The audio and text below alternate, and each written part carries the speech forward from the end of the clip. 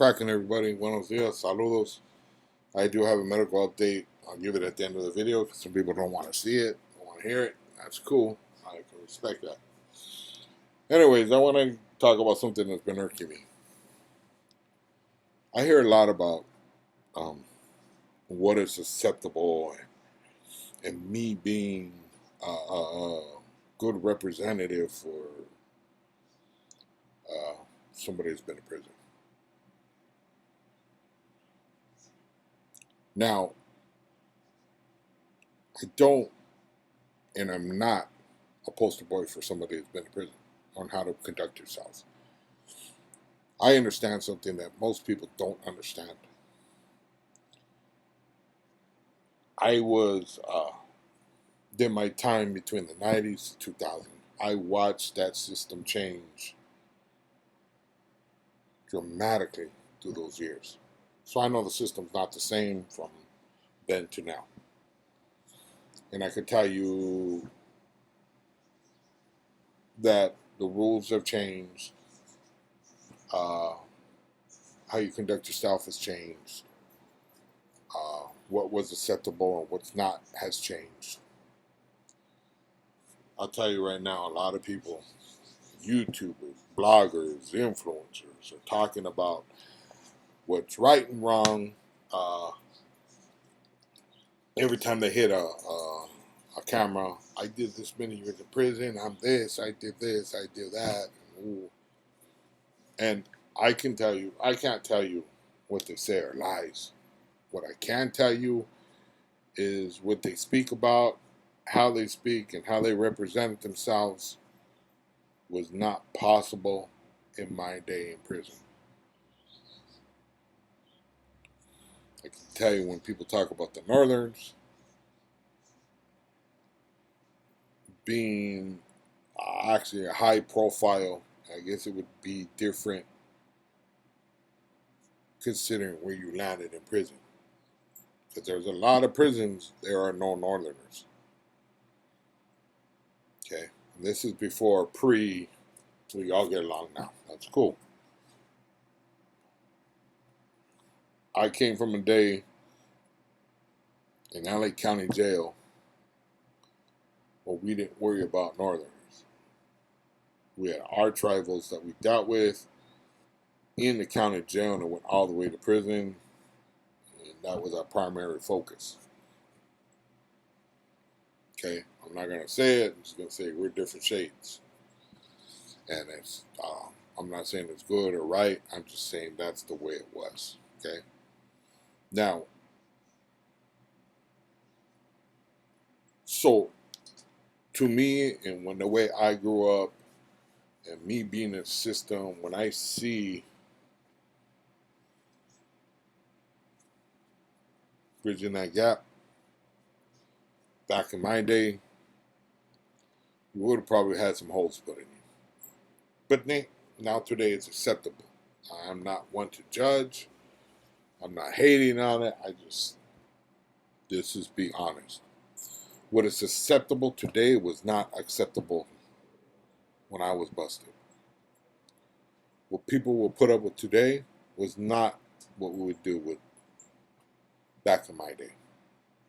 Okay?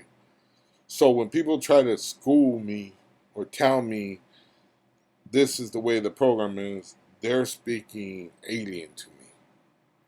They're speaking a different language. Because the way I grew up, this is not acceptable, and there's no ifs, buts, or ands about it. But yet, we have certain people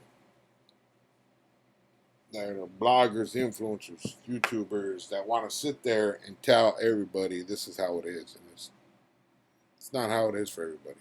Ask anybody my age. Ask anybody my age if I'm lying. Now, I go to college. I've been in college for going on 2 years now. I bust my hump every day I'm there. I love going to school. I enjoy it. I'm learning, higher learning. College man. And almost every day I'll see this group of ex-felons walking down the street. street together. 10, 15 of them. All got ankle monitors, all different shades of color. And they're all walking around together. And I'll get introduced to them every once in a while, or somebody will try, hey, this is, why don't you come and sit with us, kind of. I'm like, hey, no, I appreciate it. I'm studying right now, but, hey, gracias. Never once has it ever occurred to me to ask these individuals, are you on the other side? Are you good in the hood? Doesn't matter to me. These are individuals I see striding for a better life. Some are all blasted up everywhere. I've seen people that been on YouTube on different platforms in the school. And none of them really know me. None of them say, hey, aren't you the guy on YouTube? No. I get other people, but not the ex-felons. But I've never asked anybody, are you in good standings? What's your status in prison? Where'd you parole from? Because it's none of my business. I will tell you another thing that's a major difference between now and back then. You would have never asked somebody's status back then. They would find it offensive. And if you had no reason to ask that question,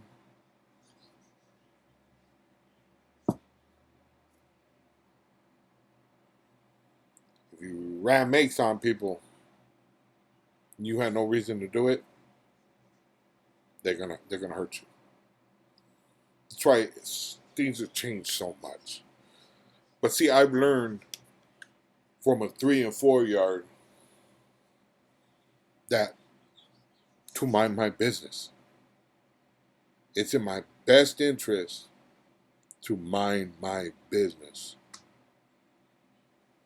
You cannot like what you see with your eyes, but that doesn't mean what you see with your eyes is what you're always going to get.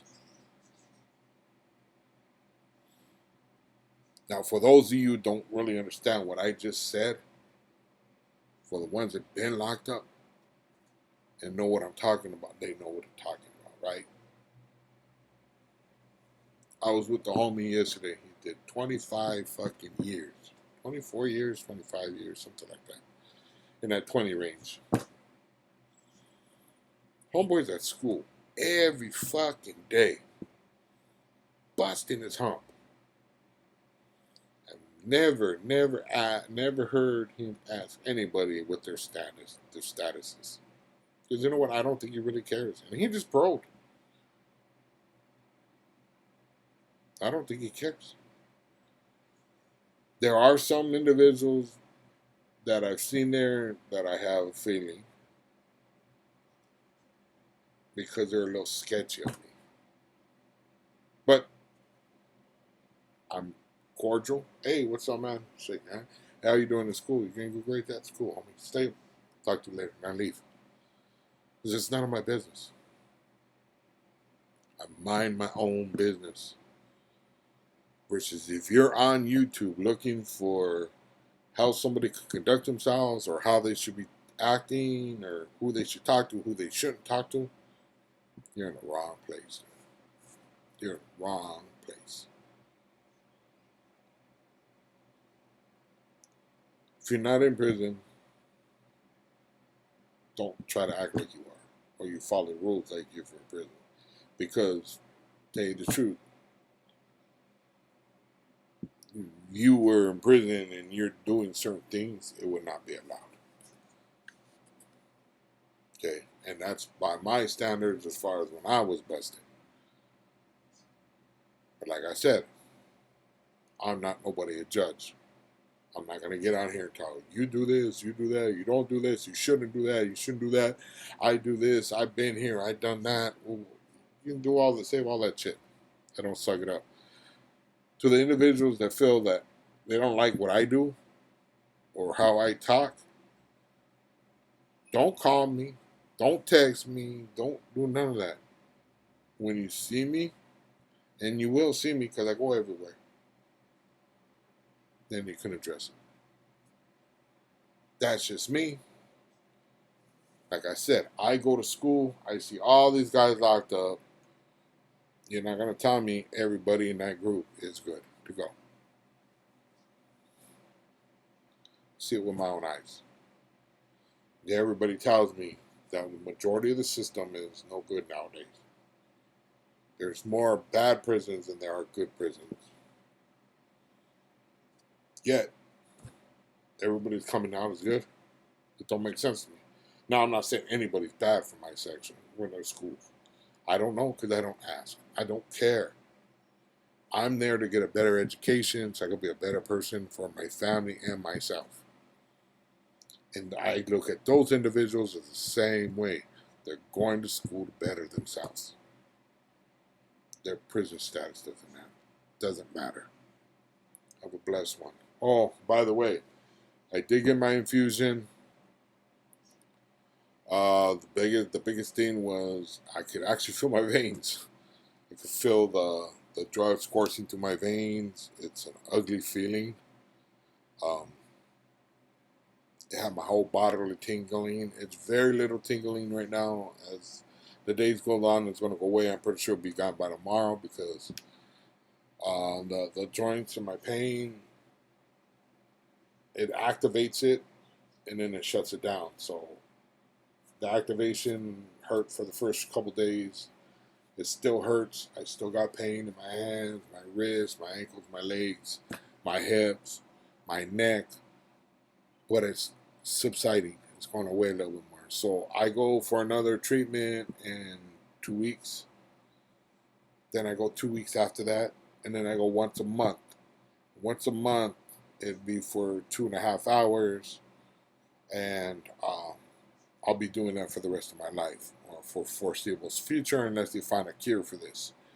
I know there's some of you still wondering what's wrong with me. I've said it before. I have rheumatoid arthritis, severe.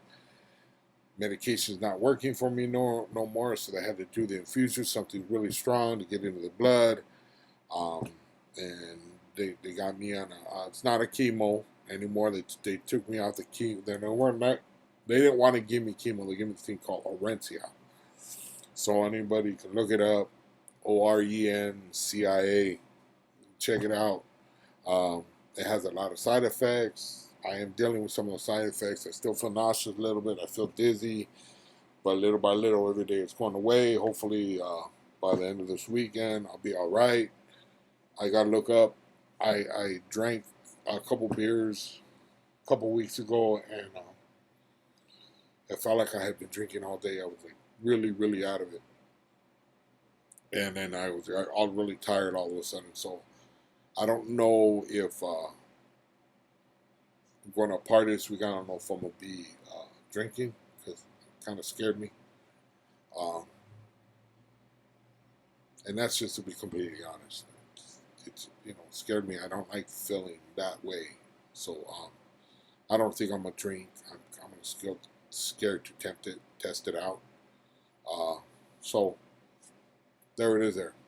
Have a blessed one, you guys. I'll talk to you later. Thank you for the support from everybody. Bye-bye.